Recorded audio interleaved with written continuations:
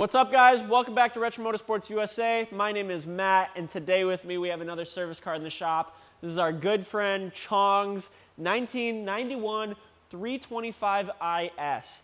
This thing is a peach, guys. Let me tell you, this thing was one owner its entire life until Chong recently purchased it. It is a 5-speed 325 IS, final model year. It's in really, really good shape, just in need of some refresh. So that's what we're going to be taking care of today and in the following days. So stay tuned. You're not going to want to miss this.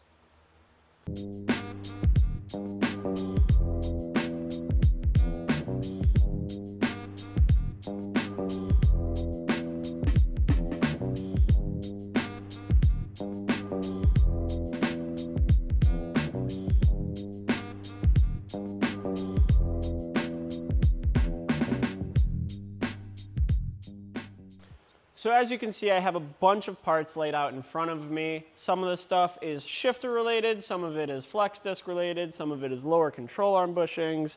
We have a box from boltsandnuts.com. We're just gonna be refreshing a lot of hardware with new zinc hardware. All right, guys, so let's get this E30 in the air and see what we get into.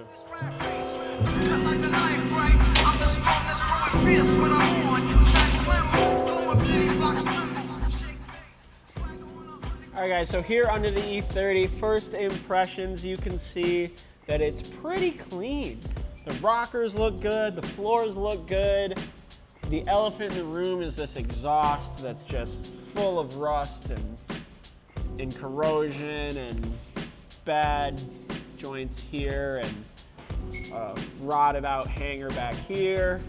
Of course, the muffler's got a rust hole in it. So this exhaust is kind of the elephant in the room. It needs to go. But everything else looks pretty clean. Some of the hardware that we'll be touching, we'll be replacing with some fresh zinc. You can see that there's a pretty large leak coming from the back of the transmission. And if you look, it actually looks as if somebody has replaced that output shaft seal. And it's hard to see on camera, but it looks like they installed it wrong. So we're gonna go ahead and replace that. The flex disc has some cracking starting, so we're gonna take care of that, as well as the worn trans mounts. They're not too bad, but while you're in there, you know, and then same with the shifter carrier bushing back there, and the shifter itself, plus some hardware along with it. So that is gonna be our main focus here, as well as these lower control arm bushings have seen better days for sure. So AKG has the hookup there. We'll be getting those installed. But yeah, overall, this thing's pretty clean. So I'm excited to see what this thing will become in the near future. Once this exhaust gets replaced, this is gonna look a lot better down here. Another piece that I'm hoping that we get to take care of on this time in for service is this rusted fuel line. You can see all the way along the floor. It's got a good amount of rust here. So because it's just a basic hard line, we'll replace that with an equivalent line. It just makes a short run from right there, down along the floor, and right up into here. First thing I'm gonna be doing is dropping the trans bracket, taking the drive shaft off, and we'll go for those output shaft and shift selector seals.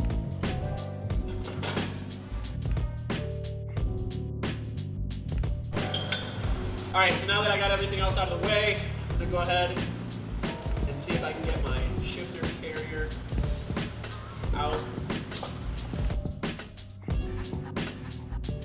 So I'm not too sure how, but all of the audio has disappeared for this section of the video. So I'm gonna go ahead and do a voiceover here so you can see just degreasing the transmission, just tired of working in the absolute slop that is the grease and oil.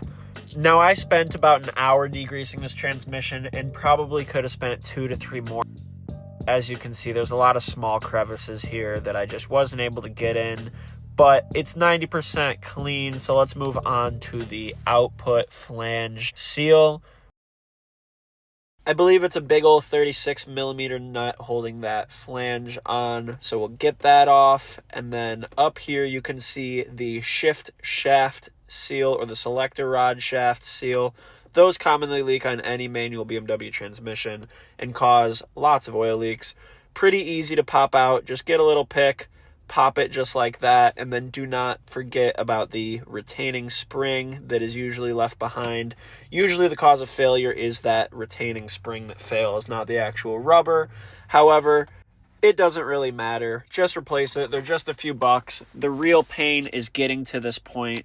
So now let's go ahead and blast off that 36 millimeter. The right angle impact has been a blessing. If you don't have one, you should get one. Now with that flange nut off, we can go ahead and use a pry bar, pop off that flange. I ripped the seal out, not sure where the footage went, but there's the new seal going in. Just tap it in with that socket. And then up top to the shift shaft seal, same thing. Grab a nice socket, tap her in. Don't tap it too far. These may not bottom out. You just want them to be flush. I have had problems in the past where you push them in a little too far. Then you have to go through the whole process again of pulling it back out. Hopefully you ordered an extra or you have an extra on hand, because if you have to wait another few days to get back at this, it's very, very frustrating. So definitely be careful. Make sure you torque that nut down. Now here's where my camera fell. That was a good one. Moving on here to the shifter. I believe we have audio here, so we'll get right back into it. So next we're going to rebuild this shifter carrier. We're going to be replacing the rear bushing, the shift lever, the shift cup bushing, I think that's what they call it, this guy, as well as the front bushing here, which doesn't look horrible. It's a little hard and brittle, but we got a new one of those as well. So I'm going to start by disassembling. So this should just pop right off. Great. And then next I'm going to go for the lever. Then we'll punch that out, and then we'll get all of our new parts in. We'll get the boot put back on, and then we can throw it back in the car.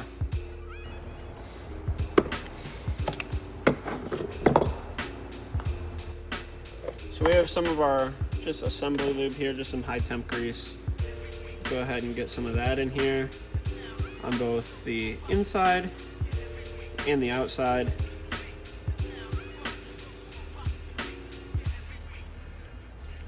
So now with our cup bushing greased as well as our shift lever greased, we can get this shift lever and bushing into the carrier. And you gotta kind of straighten this. There's little dowels here on the side.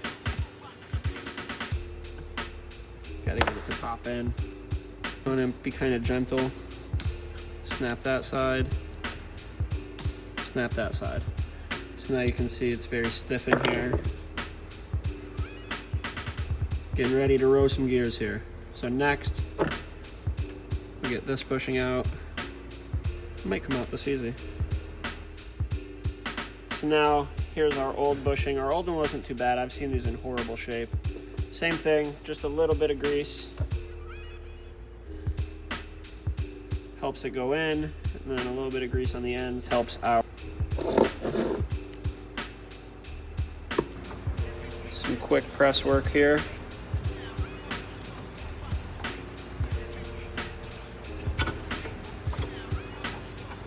Look at that, beautiful. So now the last thing we need to do here, grease up the back of the shift carrier and pop our new rear carrier mount in. So there we have it. We have a Z3 shifter in an E30 carrier, a new rear carrier bushing / mount, new lever, new bushing, the cup bushing, as well as the front. This mounts to the transmission housing. So there we go, ready to get this back in the car.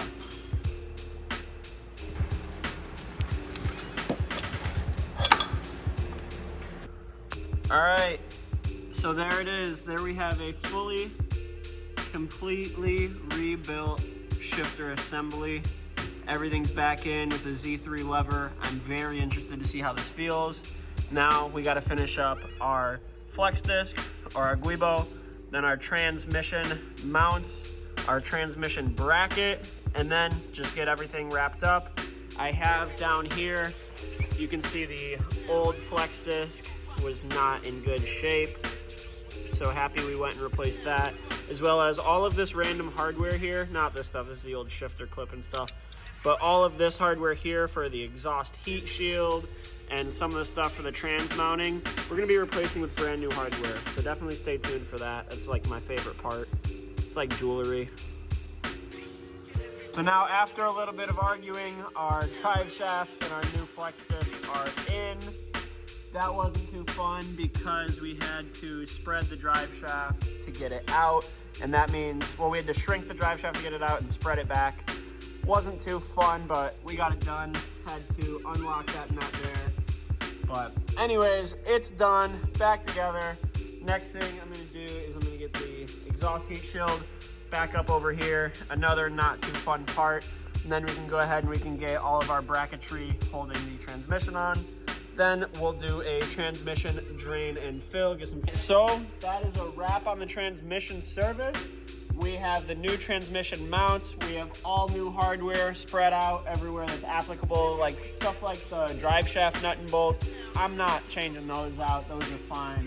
But some of these basic, you know, M10 hardware, change that out just to pretty things up. We got the transmission 95% degreased, so that's good. The last thing that we need to do, and I'll do this tomorrow, is a drain and fill on the transmission fluid. So that's a wrap. I will check back in with you guys when we get cracking on this again. Next is gonna be fuel line, lower control arm bushings, as well as the drain and fill, and I think a few other small items. Right now I got the new shift boot and shift knob installed. See how it feels. So first, second, third, fourth, fifth, and reverse. That is much crisper than before. Before it was like shifting a school bus or like a dump truck or something. That feels very good. Very minimal play in gear. Just a little bit, but no slot box as before.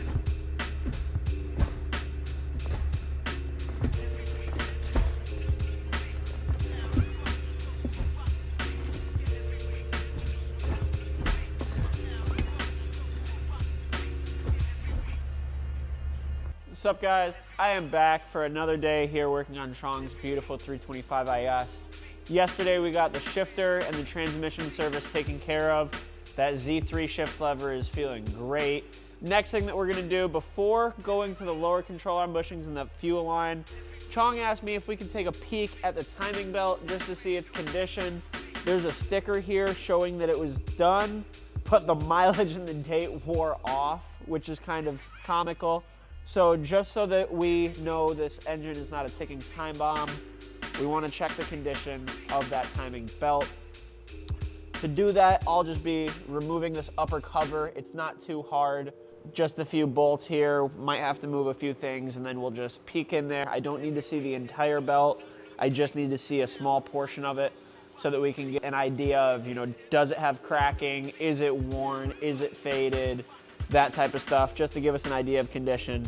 And then if it does look bad, we might be going ahead and taking care of that. So stay tuned as we get back into Chong's E30 today. First things first, we just gotta get this upper cover off. Just a little pull tab right here. And then, I don't know what's going on down here. There's another pull tab that holds this distributor cover on, but we have some sort of hose situation going on here. I'm really not sure what's going on here. It looks like this broke somehow and they were using this so that it wouldn't cut the hose. I don't know what's going on here.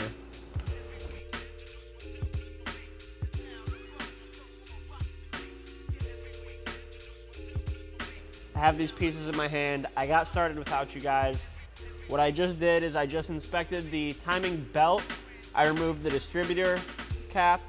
We took a look at the timing belt through the distributor hole in the upper front cover. This was a little weird. This is the little cap that goes something like this on here for the distributor.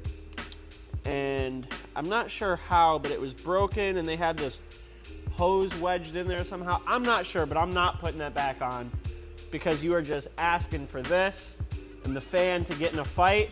And when that happens, the hood loses. So we're not going to be installing this. We'll try to get another one, or we'll just leave it off. Most of these cars don't even have this piece. So we know it'll be fine without it for a bit. So next thing we're going to do is we're going to take the car back up. We're going to do our front lower control arm bushings.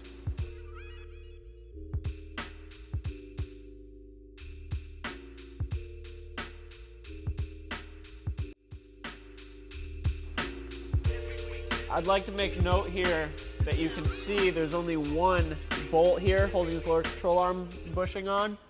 And yup, it is broken inside the chassis. So we're gonna see if we can extract that. If not, we'll have to try to drill through it and retap it.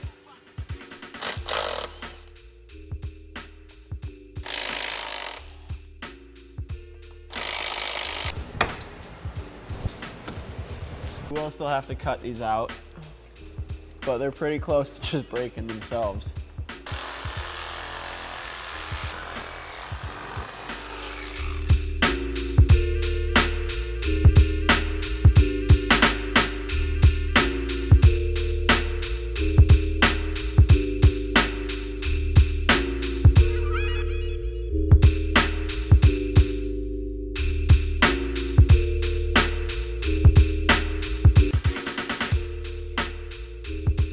All right, now that we got our control arm bushing swapped out for the AKG 95A, now we have to worry about that shredded broken bolt in the chassis.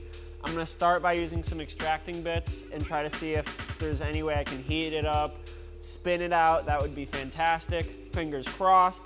Low expectations on that route. Likely what we're gonna have to do is just drill straight through it. It's gonna be a long, painful process with some hardened bits, and then we'll have to retap the hole. So pray for me. All right, so although I was not able to extract the bolt, I was able to drill through it, and we finally have a threaded hole again. So it is tapped. So now I'm gonna go ahead and I'm gonna swap out. I just had this piece of hardware in to hold it in place so that I could make sure I was drilling straight and in the right spot, of course. But now I'm going to get it swapped out for the real hardware, as well as you can see, I don't even have the bracket on the control arm here. So I'm going to get it all reinstalled, finally, fully installed, and then that should be done. I'm not even kidding. That probably just took me an hour and a half, maybe closer to 2 hours. Such a pain. When you break bolts off in the lower control arm bushings, both on E30 and E36s, it's probably one of the worst things that you can do. So don't do that. Definitely use a socket, make sure that these are gonna thread in nicely. You don't want to have to do this. Trust me, I've done it way too many times to count, and it's never fun. I always fool myself into thinking that I'll be able to get the remainder of the broken bolt threaded out, and I don't think it's ever happened. It's now a good trick to line these up so that you don't end up cross-threading or stripping these, is a nice punch like this. See how that just snapped in place? Now watch how both of these just thread in. Lovely.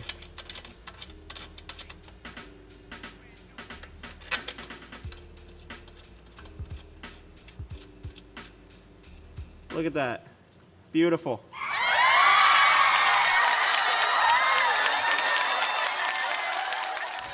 With that crisis averted, we can move back to degreasing the lower oil pan. Again, I'm not really sure what happened with the audio, so welcome back to another voiceover. This thing was a greasy mess. I'm not sure when the last time it was degreased was, but before we can worry about any of these oil leaks, we need to degrease, and then next oil change, we'll take a look at what's leaking. Our go-to method for a degrease like this is some oven cleaner, some soapy water, a bunch of brushes that you never want to use again, the super cheap disposable kind, and then you can see here some pig mats hold up a lot better to the dirt and grime than paper towels or rags or whatever. So that's our method to this degreasing. Again, we're not going to get it absolutely perfect, but it'll take care of about 90% of that gunk and all the old oil hanging out on the bottom of this M20.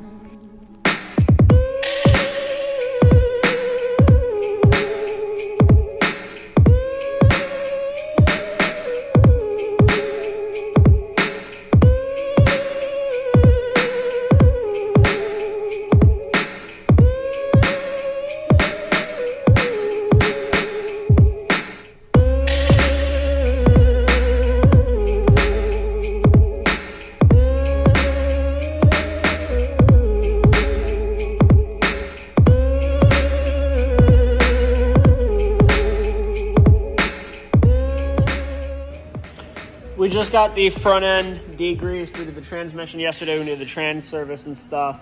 But now we have the oil pan, steering rack, front subframe, all that degreased. And as you guys can see, it's looking pretty good down here. Just a basic degrease. We didn't get out the Q-tips or the toothpicks, but just some oven cleaner. I use pig mats because they last longer than rags. A little bit of a brush. You're gonna destroy the brush. I mean, every time. Just throw them away. So now with that done, we can move our attention. We move the light over here to this fuel line here. So this fuel line right here, that's what we're gonna be taking care of next.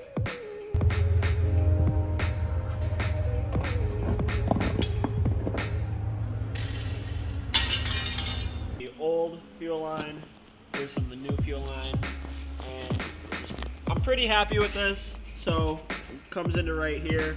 We're gonna have to get some more of these clips because as you can see, like that one's broken. A few of these are broken, but we got it running along here. These two are broken right here, but still clipped in and then running right up there. So I'm pretty happy with that. I'll be a lot happier when we have these clips to hold it in.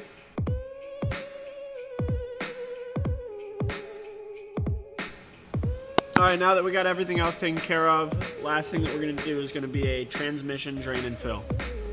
Extremely tight.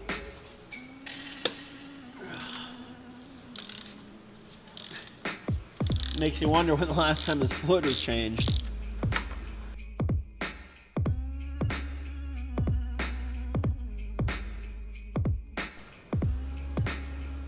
No real chunks of metal in the magnet, that's good.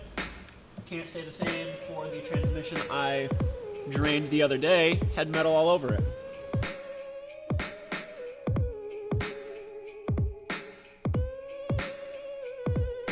All right, now that we're just about dry, it's gonna drip for a while.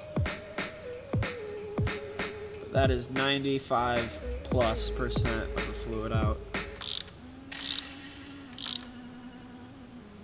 All right, we got fluid flowing. You can put that in there like that.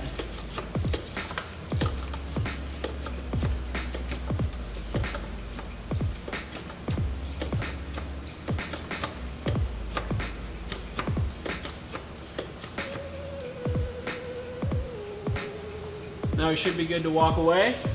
Let me show you what I got going on here.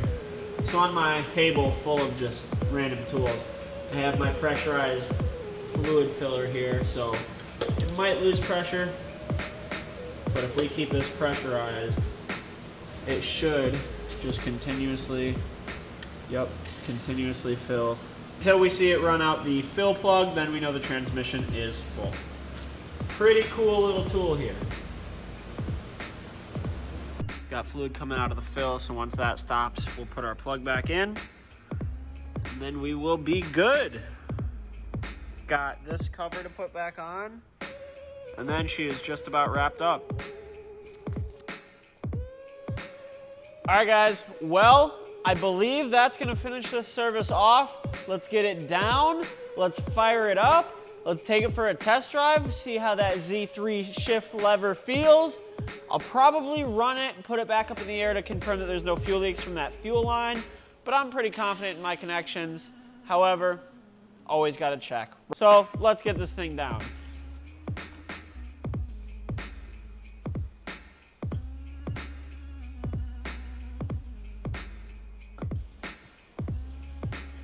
Let's see how this M20 sounds.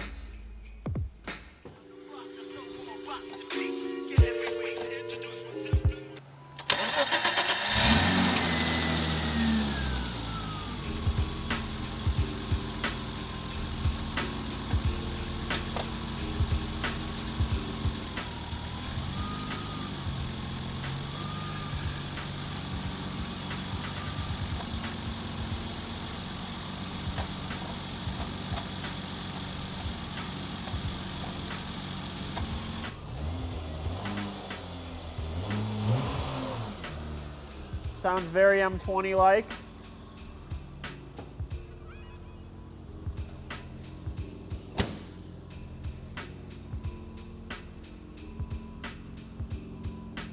Any fuel leaks? No fuel leaks back here. No fuel leaks up there. I'd say our fuel line is good. First impressions of the refreshed shifter situation while running. Hold on, let me shut this. Oh, that is crisp. That is so crisp compared to before. Oh my gosh. That is more the knob flexing than anything. So good.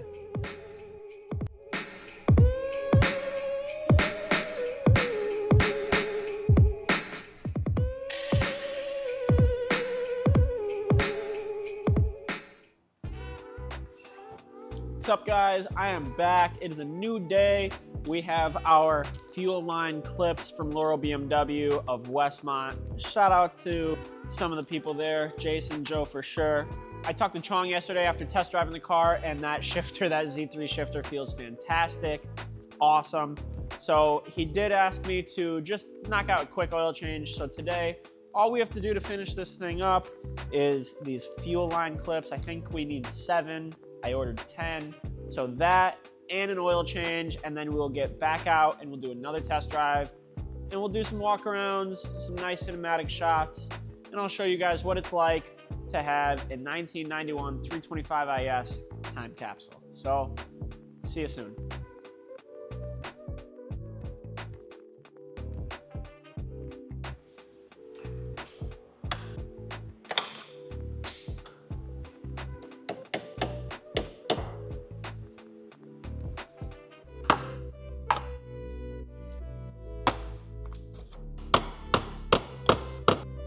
All right, so now that we have all of our clips replaced, we can go ahead and start clipping in the fuel line.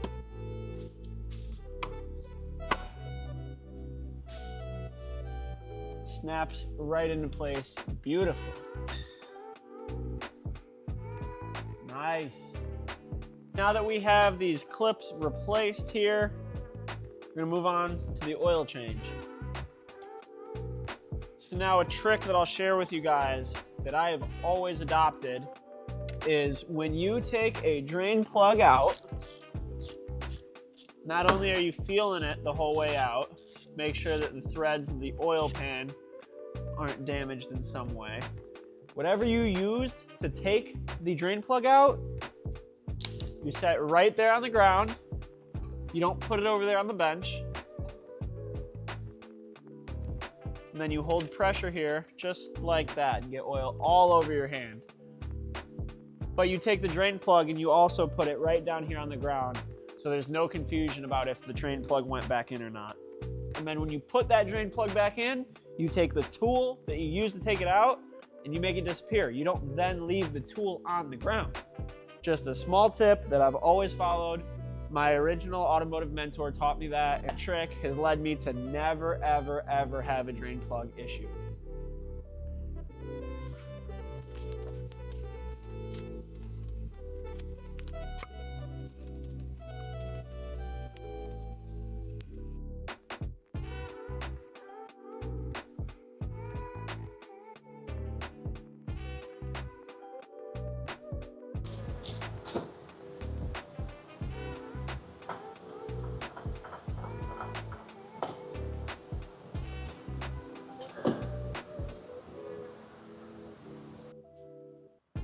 Always remember to lube up little O-ring here on the oil filter. And then we can make sure there's no double gasket situation on the oil filter housing. I feel there's no gasket with my finger, so now I can thread on the oil filter.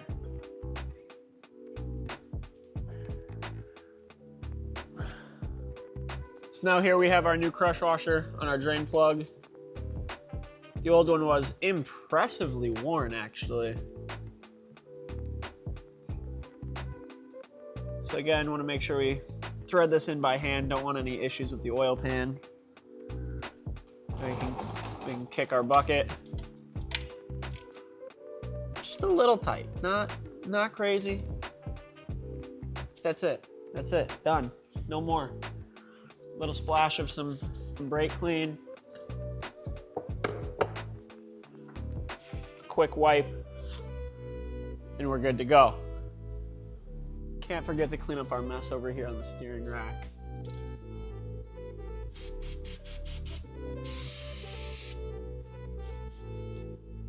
Good to go.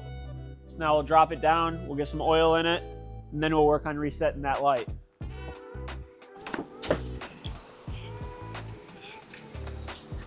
So now I have here 4.5 quarts of the Liqui Moly 530.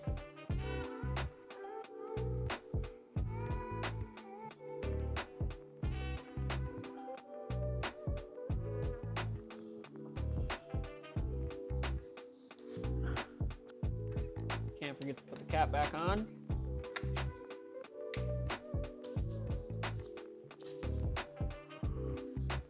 So now that our oil change is just about complete, we have 2 things left to do. Number 1 is we're going to run the car for a few seconds, let the oil circulate, shut it off, check the level just to confirm it's right, and then we got to do the reset light. So we're going to reset both the inspection light and the oil change interval light. We have a special tool, so I'll show you how to use that.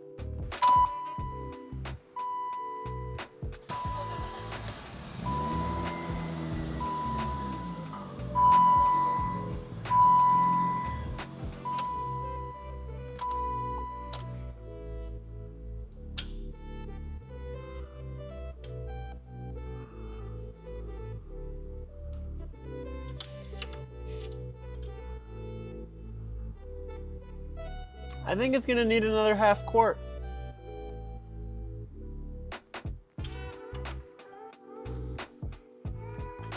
Got another 1/2 quart loaded up here in the jug. This is why you check. I know it says it takes 4.5, but she wants 5.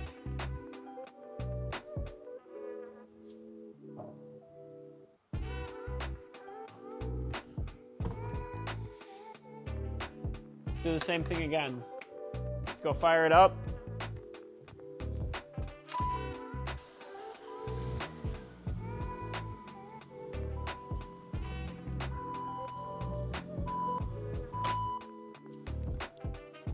All right, let's check this oil again.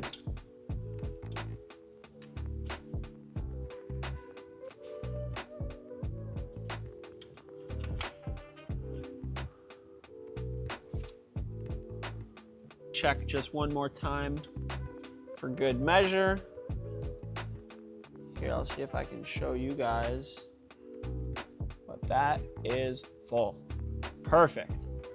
Goes to show sometimes it doesn't really matter what Google says the capacity is or whatever all data says. Dipsticks are there for a reason. Don't be afraid to use them. It did drip a little bit right here.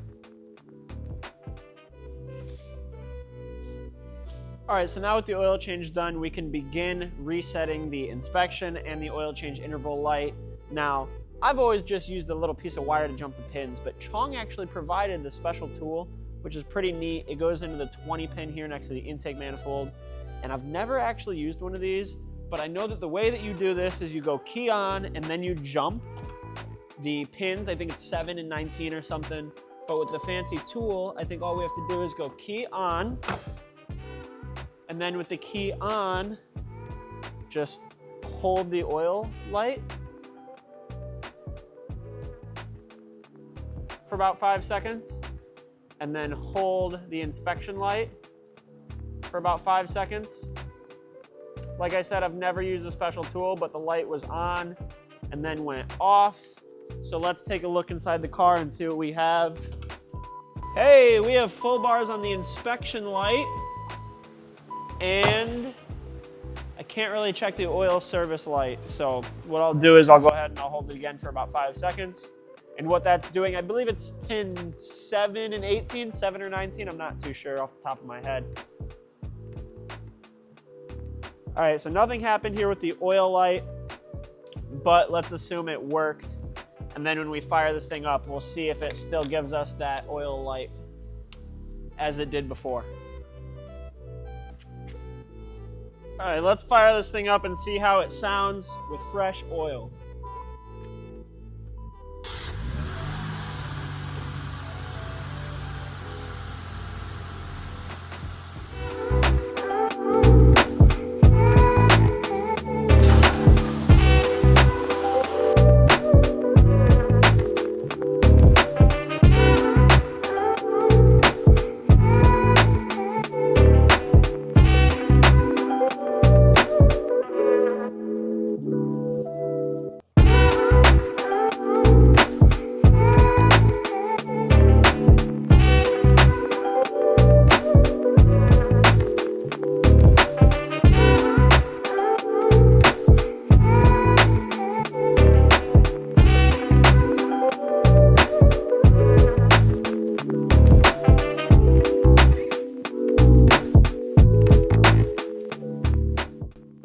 all that done, the only thing left to do is take it for a test drive.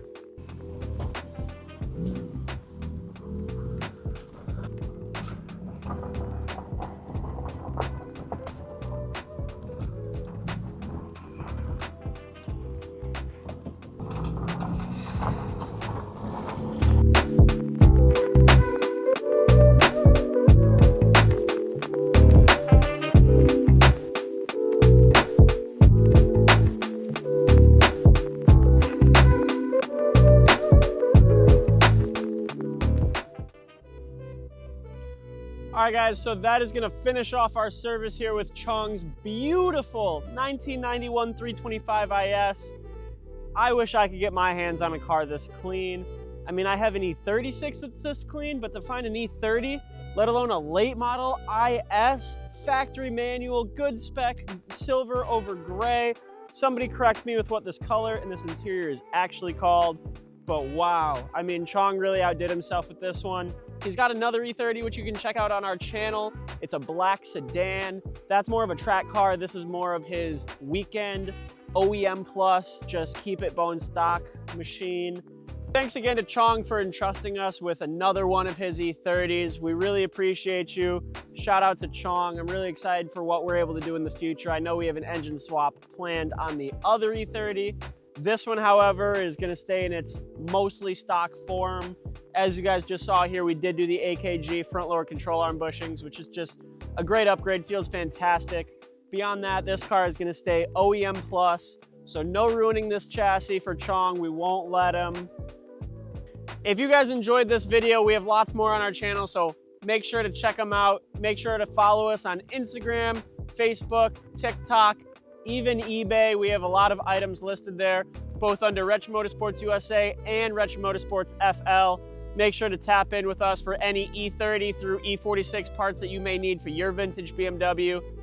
With that, I'll end here. Thanks, guys. My name is Matt, and I will see you in the next one.